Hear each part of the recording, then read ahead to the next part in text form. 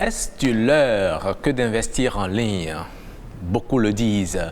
Est-ce qu'il faut se fier à ceux-là qui vous approchent pour vous demander de leur donner de l'argent pour vous aider à investir soit dans le pétrole, soit dans les médicaments, etc. En tout cas, bref, ils sont là. Il y en a beaucoup. Hein. Jennifer, je vous laisse nous les faire découvrir. Investissement en ligne, un leurre. Nous recevons un entrepreneur sur ce plateau qui est beaucoup dans ces investissements-là. Monsieur Romaric Alagbe, bonjour. Bonjour, madame. Merci d'avoir accepté notre invitation. C'est un plaisir. Alors, vous êtes sur ce plateau face à un avocat. Un juriste. Voilà, un juriste, Monsieur Aimé Mozart Elisha. Voilà. Bonjour également et merci d'avoir accepté notre invitation. Merci, madame, c'est moi. Roch, nous aurons un économiste au téléphone, sûr. à la personne de Monsieur Fadon Bokor. Oui, Fadon Bokor, il est sera bien sûr au téléphone dans une quinzaine de minutes pour nous apporter également sa lecture de, est-ce qu'il faut appeler ça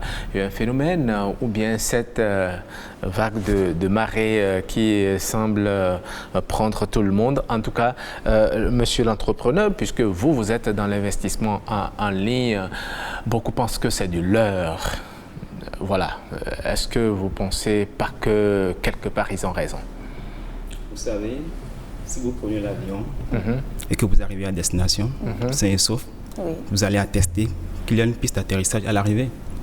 Mais celui qui effectue un vol, qui a subi des turbulences et qui a aussi subi un crash, ne peut pas avoir la même version que vous. Donc s'il a subi le crash et qu'il en sort vivant, bon, là, il pourra témoigner. Donc, c'est pour dire, celui qui affirme que c'est du leurre a entièrement raison. D'accord. Et celui qui affirme le contraire a aussi raison. D'accord. Il va falloir qu'on clarifie. Pourquoi vous estimez que celui qui affirme que c'est du leurre a raison? Alors, la crypto-monnaie aujourd'hui est utilisée de plusieurs manières. Il y a d'autres qui l'utilisent pour la bonne cause et d'autres qui l'utilisent négativement. Négativement, c'est-à-dire? Négativement implique le fait qu'il y a un risque dans un risque. Il y a un risque dans un risque. Justement. Par exemple, si nous prenons le Bitcoin, qui est la crypto-monnaie le plus utilisée aujourd'hui, la plus utilisée, je m'excuse, vous avez beaucoup de sites, d'accord, d'investissement en ligne, mais qui sont des faux. Ah. Vous voyez un peu. Donc, d'autres, de par leurs compétences, créent des sites d'investissement dans le Bitcoin. D'accord? Et je dirais peut-être des cobayes qui, certainement les yeux fermés, vont se jeter dedans, peuvent affirmer que c'est du leurre parce qu'ils ont eu une mauvaise expérience. J'aimerais bien savoir comment reconnaître ces sites qui sont du faux. Est-ce que c'est quand c'est trop facile? Parce que pour la plupart du temps, c'est toujours rose, c'est toujours de l'or. Comment savoir ce qui est faux ou ce qui est fake? Alors déjà, je peux vous dire par expérience que la fiabilité n'existe pas dans ce domaine. Donc c'est une question de chance. C'est même pas de la chance, mais c'est un risque. Merci beaucoup. C'est un risque qu'il faut savoir prendre, simplement. Mais ne vous laissez jamais avoir par une promesse de fiabilité à 100%. Ça n'existe pas. Mais ce que vous dites, vous êtes dedans depuis combien d'années? J'ai commencé il y a 2 ans. Je suis même un apprenant dans le secteur. Vous êtes un apprenant. Vous apprenez toujours dans le secteur.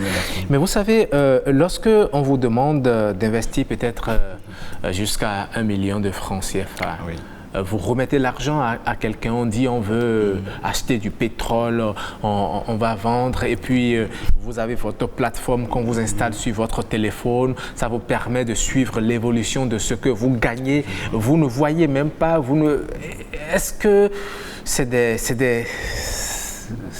pas des choses qui... Il n'y a pas de meilleure manière de se faire arnaquer que celle que vous venez d'évoquer. N'est-ce pas? Oui, alors la meilleure manière de faire fortune quand on veut investir en ligne est de vivre l'expérience soi-même, plutôt que de remettre de l'argent, comme vous l'avez dit tout à l'heure.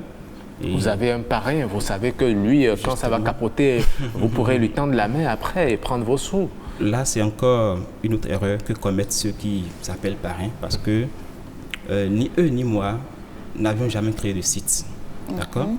Mais quand vous voulez faire investir quelqu'un sur un site, il faut lui faire comprendre le risque qu'il est en train de vous l'apprendre. Parce que l'erreur se trouve au niveau du fait que, en recherchant des bonus de parrainage, pourquoi? Parce que quand vous me recommandez un produit, vous avez des bonus sur mon achat. En courant derrière ces bonus, les gens promettent aux gens que voilà, ça paye bien, tout et tout. Mais le jour où le site arrête de payer, ceux-là qui se sont fait avoir traînent en justice ces paris en question. Donc voilà. Justement, la transition est bien trouvée. Juriste, sur ce plateau, il y a pas mal de décisions qui ont été prises pour quadriller un peu ce secteur-là. Donc vous êtes certainement parti d'un constat, peut-être toutes ces personnes qui se retrouvent peut-être à la justice. Oui, contrairement à ce que vous dites, il n'y a vraiment pas de décision en fait. Il n'y a pas de décision. Et il faut dire que le secteur des investissements en ligne échappe encore un peu au contrôle de l'État. Et c'est ce qui permet d'ailleurs d'observer ce genre de situation où vous voyez... Pourtant, l'État a interpellé il y a quelques mois des cabinets qui se lancent dans cette activité. Oui, mais il faut creuser pour mieux comprendre. Il ne faut pas peut-être se limiter aux informations que vous recevez parce que peut-être qu'il s'agit d'opérations qui sont en lien avec la législation.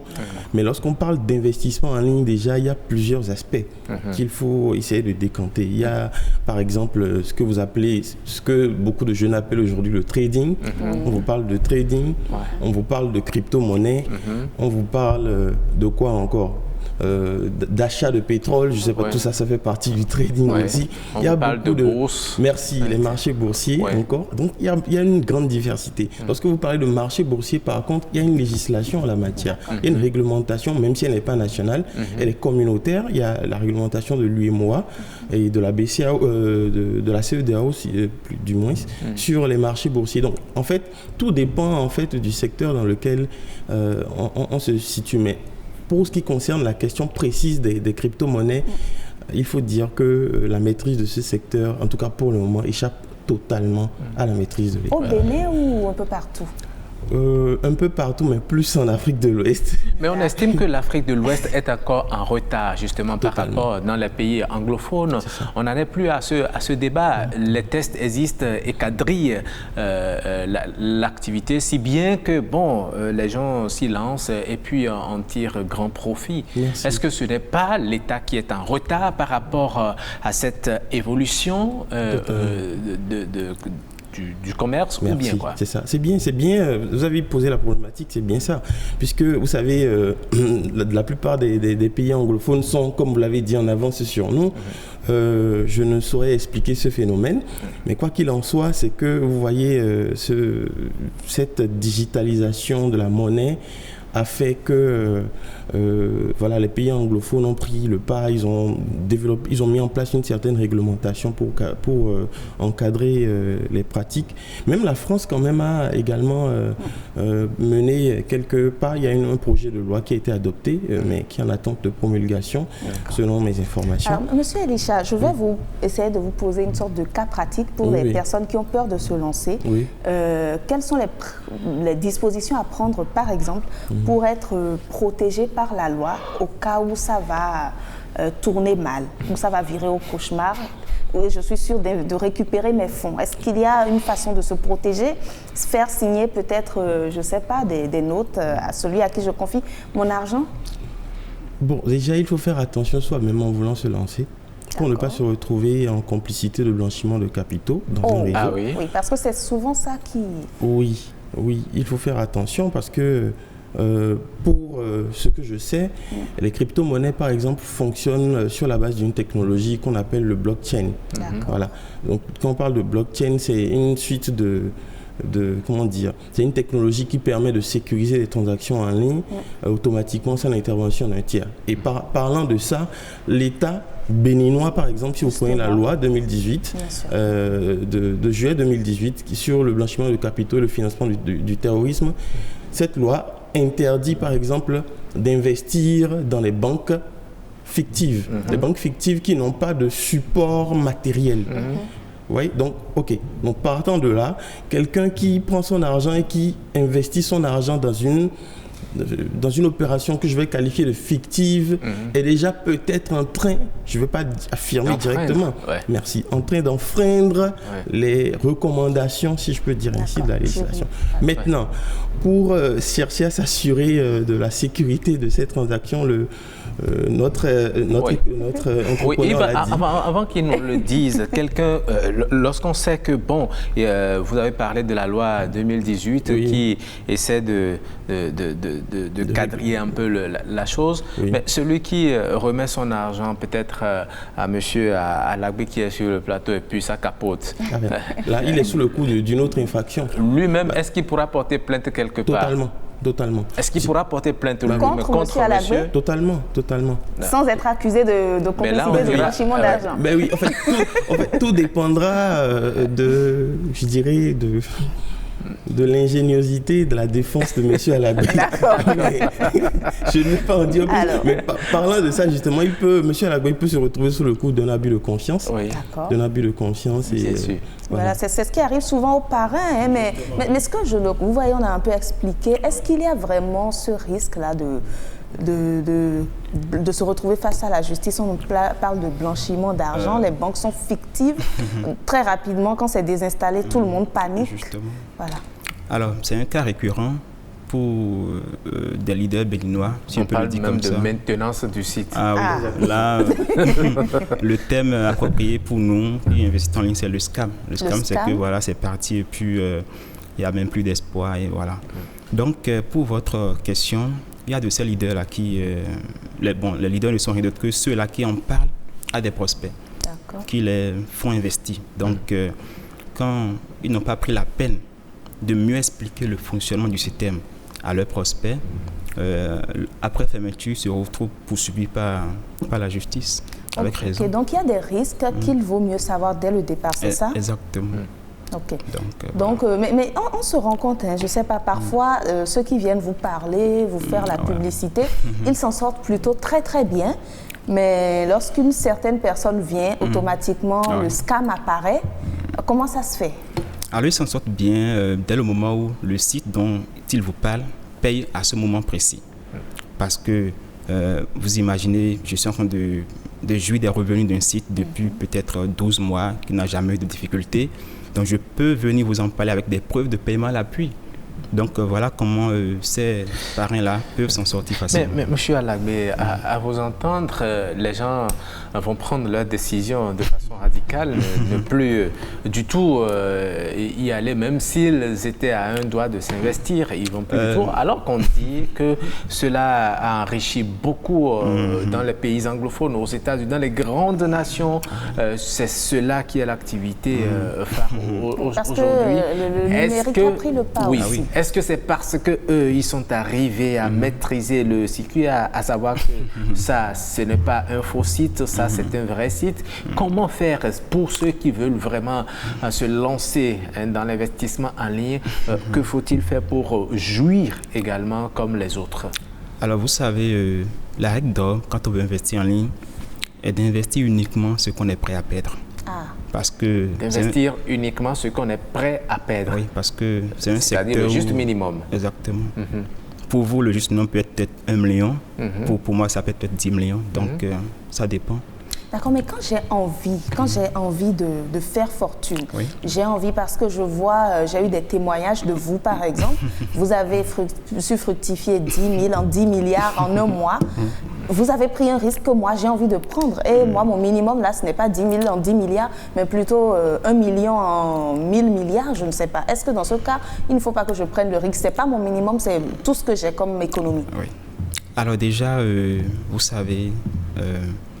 supposons que vous voulez investir, vous avez dit 10 millions, n'est-ce pas? Oui. D'accord? Pour vous, c'est peut-être ce que vous êtes prêt à perdre, n'est-ce pas? Alors, déjà, si vraiment vous aspirez à investir en ligne, je vous recommande de viser les taux les plus bas. Ne vous laissez pas avoir par les histoires de 1,5, 2, 3 et pire encore des retours sur capital. C'est une erreur capitale à ne pas commettre. Donc, pour être plus précise, pour ceux qui ne comprennent pas le langage crypto-monnaie, quelles sont les dispositions à prendre? Investir bas et investir ce qu'on est prêt à perdre, mais en espérant que ça rapporte. Exactement, c'est tout. Donc déjà, quand vous investissez, mieux vaut, comme je le dis très bien, mieux vaut se préparer au pire que d'être nourri d'espoir pour finalement sombrer dans la déception. D'accord. Donc ne pas courir derrière les sites les plus connus, oui ou non? C'est ni oui ni non. D'accord. On va voir il y a beaucoup d'incertitudes, effectivement. Cette incertitude-là, est-ce qu'elle est également remarquée au niveau justement de nos populations qui suivent cette émission et qui se posent la question de savoir si finalement ce ne sont pas des astuces pour décourager alors qu'ils ont vu des gens qui ont fait vraiment fortune, des gens qui ont construit de grands immeubles. Étant tout récemment, j'ai croisé un monsieur, ça c'est un témoignage, qui m'a dit, écoutez Roch, moi j'ai démissionné de là où je suis et je suis à mon propre compte grâce à l'investissement en lien à la crypto-monnaie. Quand vous entendez cela, est-ce que vous n'êtes pas tenté d'investir toute votre fortune là-dedans et amasser gros en même temps? Vous savez, récemment, j'ai vu en lisant mes statuts WhatsApp, j'ai vu une amie qui vendait des bitcoins. J'ai été d'autant plus intéressé parce que je connaissais l'actualité du bitcoin et que je connaissais la valeur du bitcoin sur le marché. Je lui ai dit, tu vends tes bitcoins à combien? Elle me dit, mais c'est à 10 000 francs. Quand on connaît la valeur du bitcoin. Ouais, c'est ça. J'ai dit, ah bon? Donc je peux en acheter autant. Elle me dit, mais oui, autant que tu veux. Il suffit de cliquer sur ce lien de parrainage. Bon, c'est pour vous dire que si j'étais ignorant, je pouvais en acheter beaucoup. Ouais. Voilà. Donc, il faut... Est-ce que c'est de l'ignorance quand quelqu'un vous dit, par exemple, non, on a trouvé un système qui contourne et qui transforme le million en 1000? C'est une erreur. Okay. C'est une erreur. C'est une erreur. Bon, moi déjà, c'est pas un domaine qui investir dans les crypto-monnaies, c'est pas quelque chose que je fais d'habitude parce que j'ai pas le goût du risque. Comme beaucoup. Ouais, oui, j'ai pas le goût du risque. Par contre, je sais que même venir au monde, c'est un risque. Bon, un risque qu'on ne prend pas, que nos parents prennent à notre place. Donc, mais je sais par contre que la législation, on peut facilement se retrouver sous le coup de la législation avec des peines d'emprisonnement allant de 3 ans à 7 ans. Lorsque, par exemple, vous vous retrouvez dans un circuit de blanchiment de capitaux sans vous en rendre compte, vous vous rendez complice dans un circuit de blanchiment de capitaux, vous pouvez vous retrouver avec une peine d'emprisonnement de 3 ans à 7 ans et une amende allant jusqu'au triple de la valeur faisant objet de mais là, dans quelles conditions? C'est-à-dire lorsque vous avez des filleuls que vous avez parrainés et que par finir, on déclare que le site est en maintenance. Voilà. Ceux-là, ils portent plainte. Là, c'est de l'abus de confiance. Et là encore, mais là, c'est pas vous, c'est le site. Oui, c'est le site. C'est le site, mais c'est par vous que les personnes sont passées. Oui. Et vous constituez là une association de malfaiteurs. Une association de malfaiteurs liés les uns par les autres par une complicité qui ne dit pas son nom. Donc c'est tout le réseau qu'il faut mettre. Est-ce qu'il y a des critères pour détecter lorsqu'il y a des risques de blanchiment d'argent ou pas? Je suis sûre que ce n'est pas tous les sites qui sont susceptibles de tomber sous le coup de la loi dans ce cas. Oui, effectivement. Et s'il y a des critères de blanchiment d'argent, bon, moi je pense que de manière pratique et de manière concrète, il faut voir les personnes, il faut peut-être jeter un coup d'œil sur les personnes qui constituent le réseau. Je ne sais pas comment ça va se faire, mais quand vous voyez des gens qui en apparence vivent une vie extra... Vous vous faites parrainer par quelqu'un qui en apparence vit une vie extrêmement luxueuse. Il faut déjà s'interroger, parce que rien n'est facile, même quand on parle du cours comme il l'a dit tout à l'heure, quand on parle du cours de la monnaie électronique et tout, bon, il ne faut pas se laisser avoir par les grands taux. Quelqu'un qui donne l'impression d'avoir fait vraiment fortune, c'est peut-être quelqu'un qui détenait des bitcoins ou comment m'exprimer, des crypto-monnaies depuis un moment. Actuellement, toutes les personnes qui ont fait fortune pour ce que je sais, sont des gens qui étaient dans le système depuis un moment. Okay. Ce n'est pas ceux qui viennent d'arriver dans le système qui font fortune. Ouais. Mais vous savez, aujourd'hui, beaucoup de pays font l'option de tout dématérialiser. On veut passer de la monnaie fiduciaire à la monnaie numérique. Vous voyez des pays, la Chine, la France, qui ont leur crypto-monnaie. Et aujourd'hui, est-ce que ce n'est pas de cette évolution qu'il faut s'approprier justement pour sécuriser ces investissements en ligne? Vous savez, nous vivons l'ère du progrès. Et nous avons par exemple la France où actuellement c'est légal de faire du minage du Bitcoin. Le minage qui n'est rien d'autre que d'avoir par exemple son ordinateur chez soi et de miner le Bitcoin. De l'autre côté, nous avons la puissance comme... Miner le Bitcoin? Oui, nous avons... de générer des bitcoins. Okay. Faire fructifier. Justement. De l'autre côté, nous avons peut-être la Chine qui a récemment interdit le bitcoin sur son territoire. De l'autre côté, nous avons maintenant l'administration du président Joe Biden qui, certainement, ne pouvant pas l'interdire, a annoncé que dans les jours à venir, les détenteurs de crypto-monnaies, ceux-là qui ont peut-être une certaine fortune, seront invités à déclarer leur fortune. Donc voilà un peu... D'accord, tout ça c'est pour éviter qu'il y ait des déviations, je suppose. Certainement. Si on veut inviter les détenteurs de crypto-monnaies à déclarer leur fortune, ça veut dire que ce n'est pas maîtrisé, mais les gens ont l'argent et puis... dit tout à l'heure. Oui, et ça peut servir effectivement au financement du terrorisme, etc. Mais ce qui m'intéresse, c'est, nous avons parlé tout à l'heure, M. Elisha nous a parlé de cette jeune dame-là qui vendait le Bitcoin à 10 000. Qu'est-ce que vous pouvez dire aux gens qui se font avoir par ces choses-là, parce qu'on connaît la valeur? Il est informé, il était cultivé dans le domaine, sinon c'est le risque. Ne pas se laisser avoir par... Donc là, on ne peut jamais vendre un Bitcoin à 10 000? Actuellement, c'est impossible. C'est une monnaie qui, en 2009, lors de sa création, valait 50 francs CFA. Mais aujourd'hui, il vaut plus de 20 millions de francs CFA. D'accord. Donc, voilà. Je ne sais pas, je vais peut-être dire une bêtise. Peut-être qu'elle en a économisé, elle en a caché, je ne sais pas, dans son téléphone. Et maintenant... Le risque, je se trouve déjà sur le lien qu'elle invitait à cliquer. Là, c'était déjà une erreur capitale à ne pas commettre. Quand on vous invite à cliquer sur des liens comme ça, ne le faites pas. Allez d'abord vous renseigner et puis... Voilà. Mais c'est généralement pour vous faire parrainer.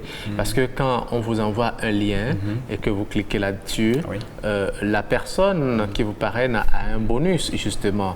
Et par là, il vous sécurise. Des fois, il vous dit non, il ne faut pas aller sur ce lien, vous passez par moi. Est-ce que ce n'est pas pour garantir une sorte de sécurité? Vous savez que vous êtes affilié à telle personne. Alors déjà, je vais vous donner un exemple un peu palpable. C'est comme la dernière fois, par exemple, j'ai eu un proche qui est venu se plaindre à moi, me connaissant dans le secteur. Écoute Romaric, que j'ai été victime de d'arnaque, mais comment ça s'est passé? Il venait de se faire inviter à cliquer sur un lien pour investir sur un site qui générait 300% en 30 jours. 300% en 30 jours. Donc c'est tellement se laissant emporter par la promesse de ce pourcentage vraiment au-delà du réel. Il a cliqué sur le lien, il a investi, mais dans les heures qui ont suivi, il s'est vu vider son portefeuille Bitcoin. Wow. Vous imaginez un peu? Donc voilà un peu les risques que vous encourez quand, au lieu d'aller vous faire former, de vous renseigner sur l'opportunité qu'on vous présente, vous foncez les yeux fermés à la recherche des trous. Très bien. Nous avons déjà en ligne notre économiste, M. Boko Fadonungbo. Bonjour. Bonjour, monsieur le journaliste. Oui, vous êtes bien en ligne. Nous parlons des investissements en ligne, nous parlons de crypto-monnaies. Vous savez que c'est ce qui fait l'actualité aujourd'hui. Beaucoup se lancent dans cette activité pendant que beaucoup se réservent d'investir leurs sous parce qu'ils ont certainement encore en l'idée certains phénomènes d'anarque, etc.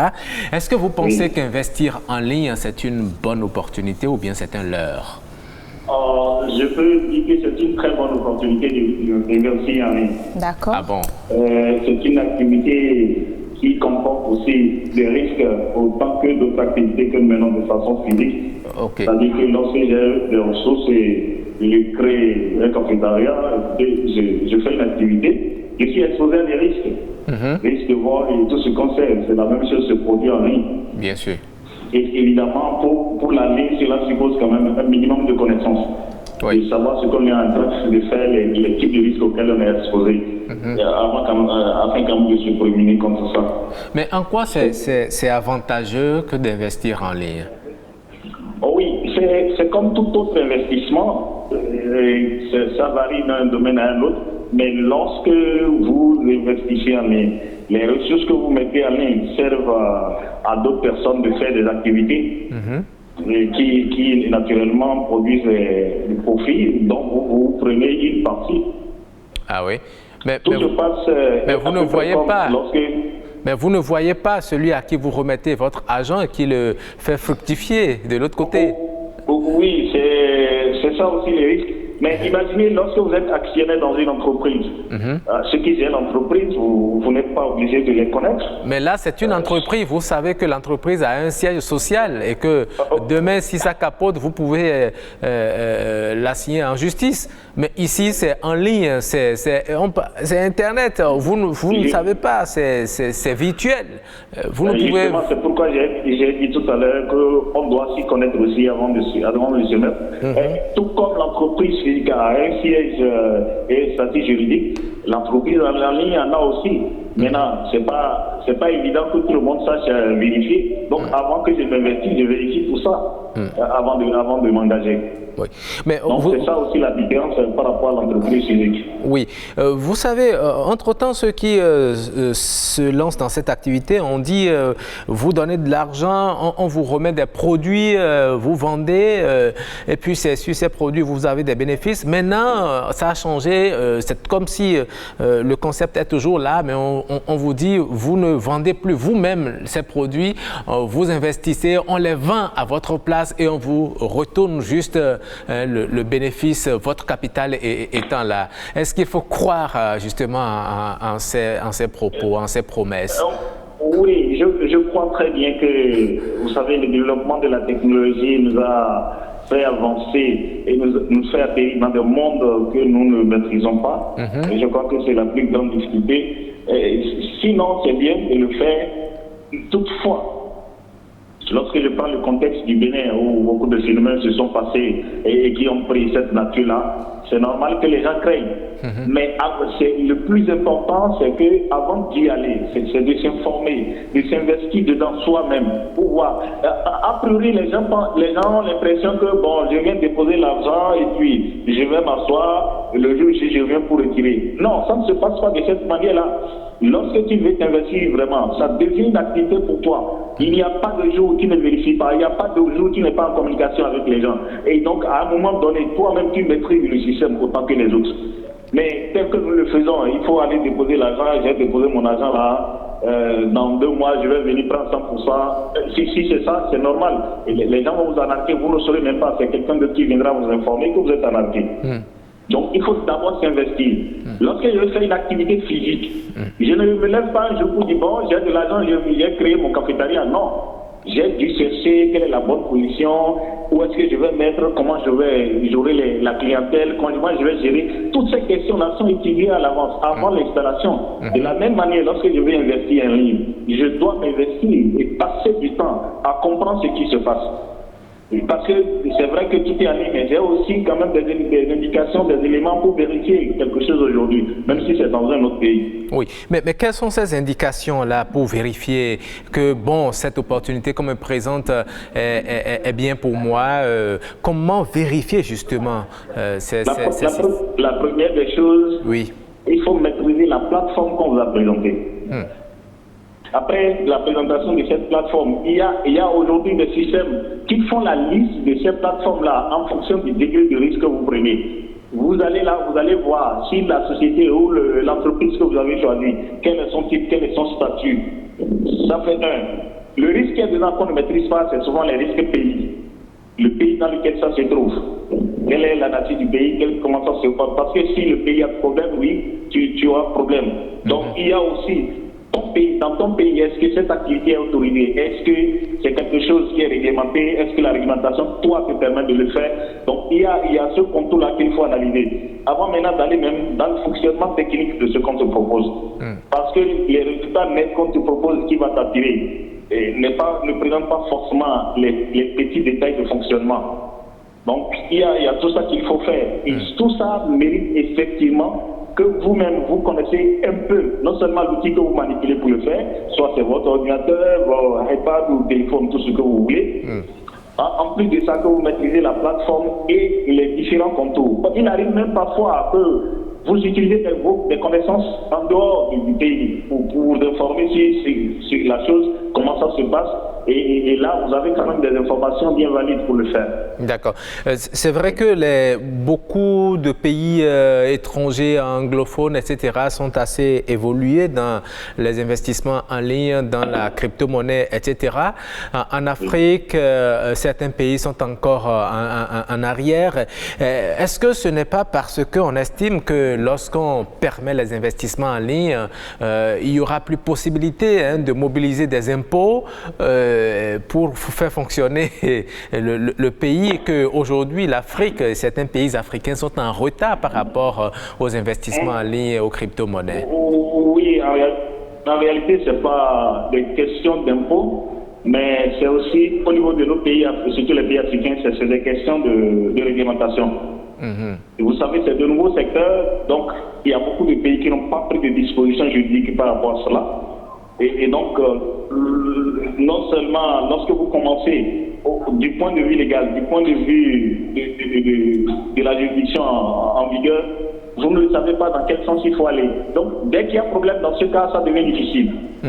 Et cela va faire aussi que les gens seront hésitants à prendre la décision pour le faire.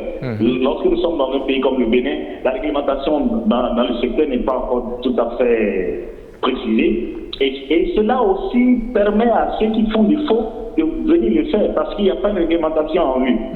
Si les conditions d'installation, les conditions d'abonnement, le pays a tout prévu, nous savons que si une société arrive à s'installer, c'est clair qu'elle a suivi la réglementation et qu'en cas de qu'est-ce qu'il y a, l'État a mis tous les garde-fous. C'est exactement aujourd'hui comme lorsqu'une banque s'installe, avant qu'une banque s'installe dans un pays, toutes les dispositions sont prises de façon à ce qu'on sait que l'activité de la banque est suivie. Avant qu'on aille à telle situation, l'État doit déjà dire attention, ça ne va pas et les dispositions seront prises. D'accord. Mais quand il n'y a pas la réglementation, bon, ça prédispose tout le monde à ces risques-là. D'accord. Et ce qui fait même qu'on a plus de preuves à démontrer que ce n'est pas bon que de preuves à montrer que c'est bon. D'accord. Alors, nous allons vous garder en ligne et donner la parole aux autres invités autour de la table pour réagir à vos propos. Je commence par le juriste Elissa. Oui. Vous avez suivi notre économiste. Oui, je pense qu'il a tout dit, surtout dans la dernière partie où il parlait de l'absence de réglementation dans le secteur. Et c'est cette absence de réglementation et de législation qui fait que les gens sont vraiment exposés à tous les risques dont nous parlons aujourd'hui, des risques d'arnaque, d'abus de confiance, ainsi de suite. Donc c'est une invitation aux États africains à légiférer dans le sens des investissements en ligne et des nouvelles avancées technologiques en matière de monnaie électronique. Et parlant de ça, malheureusement, on n'est pas encore au bout du compte, puisque très récemment, le gouverneur de la Banque centrale des États d'Afrique de l'Ouest a affirmé que une monnaie, en principe, est une monnaie, parlant de la qualité d'une monnaie, une monnaie devrait pouvoir avoir un équivalent, devrait pouvoir avoir, quel mot il a utilisé, une contrepartie, et que les monnaies électroniques, en l'occurrence les crypto-monnaies, n'en ont pas. il n'y a pas non plus le support qui gère ces systèmes-là. Ce qui veut dire en fait que ce sont des monnaies à risque et que pour le moment, l'espace économique n'est pas encore prêt à accepter ces monnaies. Ce qui veut dire que ceux qui se lancent dans l'achat de monnaie, de crypto-monnaie, le font à leur risque et péril aujourd'hui. Pour le moment, ils le font à leur risque et péril parce que la réglementation, la législation ne les protège pas. Il n'y a pas d'autorité nationale qui régule le secteur. Donc, voilà. D'accord. Est-ce que vous pensez, M. Elisha, qu'on pourrait y arriver? Parce que là, tout à l'heure, on nous a donné l'exemple des États-Unis qui semblent également émettre des réticences. Est-ce que nous devons avoir de l'espoir? Nous devons avoir de l'espoir, mais malheureusement, je ne suis pas très optimiste par rapport à ça tout de suite, parce que quand on parle d'investissement en ligne et de crypto-monnaie, cela suppose un niveau de digitalisation du pays. Donc le Bénin, en tout cas, les pays d'Afrique de l'Ouest en général, n'en sont pas encore à ce niveau, à ce stade-là, par rapport à certains grands pays comme les États-Unis, la France, l'Afrique du Sud. La digitalisation n'a pas encore... Excusez-moi, et au Nigeria, parce que c'est quand même un pays qui se... Oui, le Nigeria, c'est la plus grande puissance économique de l'Afrique. Donc oui, c'est vrai. Le Bénin n'en est pas encore là, malheureusement. Donc il faut encore attendre un peu pour espérer, même s'il y a une réglementation, qu'il n'y a pas que la réglementation qui compte, il y a également les mécanismes qui sont mis en place, les institutions qui sont mises en place pour contrôler le système. Et pour ça, il faut attendre encore beaucoup parce qu'on n'est pas encore, on n'a pas encore atteint le niveau de dématérialisation de certains grands pays. C'est toujours pour comprendre. Si je suis l'exemple de Roch qui nous a parlé de l'avancée des pays anglophones, c'est pour ça que j'ai posé la question du Nigeria. Est-ce que si demain je quittais le Bénin, vous avez parlé des pays d'Afrique de l'Ouest francophones, est-ce que je me retrouvais au Nigeria par exemple où la digitalisation est un peu plus avancée, est-ce que je peux prendre le risque? Bah oui, vous prenez le risque, mais attends, monsieur au bout de notre économiste, il a dit quelque chose de très important, monsieur Fadon, il a dit quelque chose de très important. Vous ne pouvez pas vous lancer sur un marché sans connaître les fondamentaux du marché. Donc, même si vous allez au Nigeria pour vous lancer, cherchez à connaître la réglementation, la législation. Cherchez à connaître comment ça fonctionne avant de vous lancer. Et la question est récurrente depuis. Parce que M. Roch ne fait que demander, mais comment faire? Comment faire, justement? Il faut s'informer avant de se lancer. Il faut s'informer. Et c'est l'erreur que commettent beaucoup de gens. Justement, étant donné que nous avons une population, excusez-moi, sur le plan informatique, complètement analphabète, ou bien analphabète à 1%. En griffe. Griffes, même des intellectuels, de grands intellectuels ne savent pas l'utiliser. Et quand on parle de crypto-monnaie, de créer des thèmes bizarres, vous avez dit quelque chose, mais il faut miner son bitcoin, etc. Est-ce que ça ne ressemble pas vraiment à un mélange que... difficilement on accepterait y accéder. Est-ce que ce n'est pas ça qui amène les gens à dire, bon, lui, il maîtrise le secteur, je préfère lui faire confiance et puis je le laisse gérer à ma place? Alors, vous savez, l'idéal serait de vivre votre propre expérience. Quand on prend par exemple un écolier en classe de CM2, à qui on dit que 1-3 est égal à -2, il ne va rien comprendre. Il va dire, mais jamais, c'est pas possible. Donc, il faudrait qu'il soit d'abord en classe collégienne avant de comprendre comment cela fonctionne et comment c'est possible. Donc, en réponse à votre question, le mieux, comme l'a dit le jury, c'est de s'informer, s'investir, aller comprendre le fonctionnement plutôt que de rester chez soi, bras croisés, de remettre de l'argent et d'espérer des retours. D'accord. Je vais poser une dernière question à notre économiste toujours en ligne. Monsieur Fadonungo, vous êtes toujours là, j'espère? Oui, je suis là. Voilà. Aujourd'hui, vous l'avez dit, c'est l'évolution numérique qui réclame tout ça. Certains pays ont déjà commencé à avoir leur monnaie, leur crypto-monnaie, leur monnaie électronique. Est-ce que vous pensez qu'un jour, en Afrique également, nos pays pourront avoir accès à cette opportunité? Oui, je crois que la réponse est bien oui. Mais il faut situer ça à deux niveaux. Il y a ce que les gens ont déjà créé, auquel nous adhérons, ou bien ce que nous utilisons déjà. Maintenant, il y a l'aspect où c'est béninois, où c'est quelqu'un au Bénin qui veut créer la crypto-monnaie. Vous voyez, la réglementation pour les deux n'est pas de la même manière, n'est pas la même chose.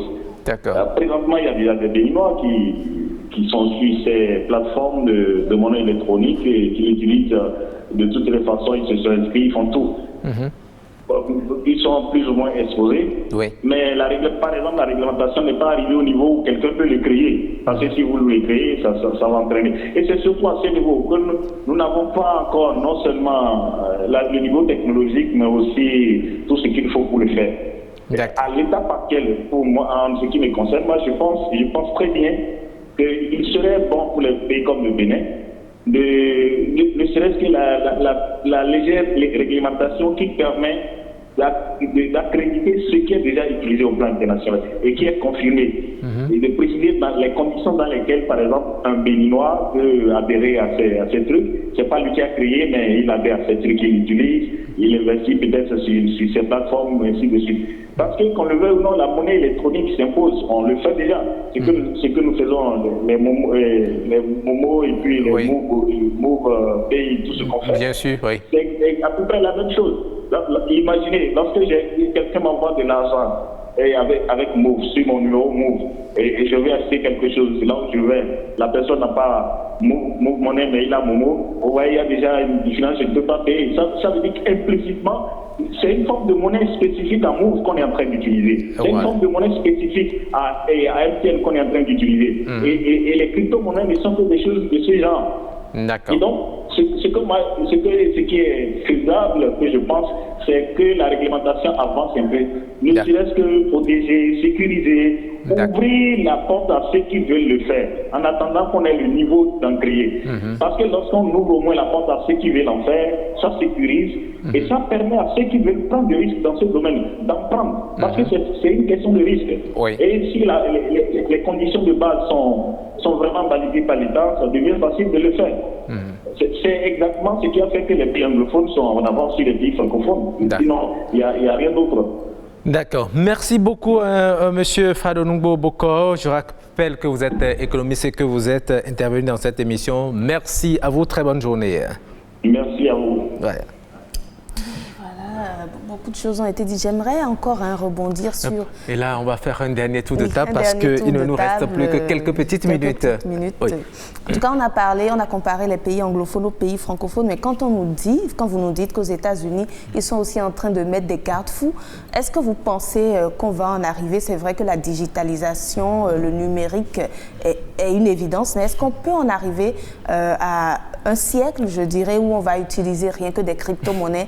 Non, c'est parce que c'est ce qu'on nous dit, rien que des monnaies électroniques. Est-ce que vous pensez qu'on pourrait se développer rien qu'à partir de cela, oublier les monnaies comme on les a, et puis faire fortune comme cela? Alors, vous savez, il y a 20 ans... Ça va tenir lieu de votre mot de fin, comme Roch l'a dit. Si on posait cette question à nos ancêtres, la réponse aurait été non. Mais aujourd'hui, moi, je peux dire oui. Et oui, mais avec un petit nom à côté. Mais dans les années, peut-être mes enfants, mes futurs arrière-petits-enfants vont peut-être affirmer grand oui. Donc, que si Dieu nous prêtait vie... Donc, le nom à côté, c'est juste pour le risque, c'est ça? Justement, merci beaucoup. D'accord. Donc, pour terminer, si je peux le dire ainsi, nous vivons l'ère du progrès. Si nous n'en profitons pas, quelqu'un d'autre le fera. Donc, il faut quand même prendre le risque d'investir. Le risque, c'est chose quotidienne. D'accord. Et voilà, c'est sa conclusion. Nous vivons avec le progrès. Il faut prendre le risque, justement, d'aller vers ce progrès. Oui, monsieur Elisha. Oui. Bon, mon mot de fin serait plutôt un appel aux autorités compétentes. En fait, en ce qui concerne les crypto-monnaies et toutes les formes d'investissement en ligne, comme l'a dit notre économiste, il faut vraiment que l'État décide d'aller dans le sens de la réglementation et s'entoure surtout d'experts dans le domaine. Notamment, je pense qu'il y a quand même beaucoup de Béninois à l'international qui excellent en la matière et qui sont reconnus. Et il convient quand même que l'État fasse appel à ces enfants qui s'y connaissent et mettent en place un cadre pour réglementer la pratique au Bénin, tout au moins. Et que l'État essaie de fusionner ou de fédérer ses efforts avec la communauté internationale, notamment la communauté régionale, la CEDEAO et l'UEMOA, pour que des directives soient prises dans le sens de l'harmonisation des tests. Et cela pourra permettre en fait aux Africains de l'Ouest, en général, puisque la CEMAC avance déjà dans le domaine, aux Africains de l'Ouest de pouvoir investir en ligne de manière beaucoup plus sécurisée et de voir leurs investissements porter leurs fruits. Donc c'est un appel aux autorités à adopter une législation et une réglementation, pas que la législation, et une réglementation en faveur d'un meilleur encadrement des pratiques crypto-monétaires. Voilà. D'accord. Merci beaucoup, Aimé Mozart Elisha. Vous êtes juriste. Vous aussi, Romaric Alagbe, vous êtes entrepreneur et puis vous êtes un investisseur en ligne. Ah oui, merci également à M. Fadonoubo Bokor. Il est économiste, il était en ligne. J'espère que, chers téléspectateurs, vous avez pu retenir beaucoup de choses et que, bon, de ce que vous avez entendu dépendra votre décision s'il faut prendre le risque ou pas. En tout cas, de mon côté, je sais quoi faire déjà. Moi aussi. J'ai une petite idée.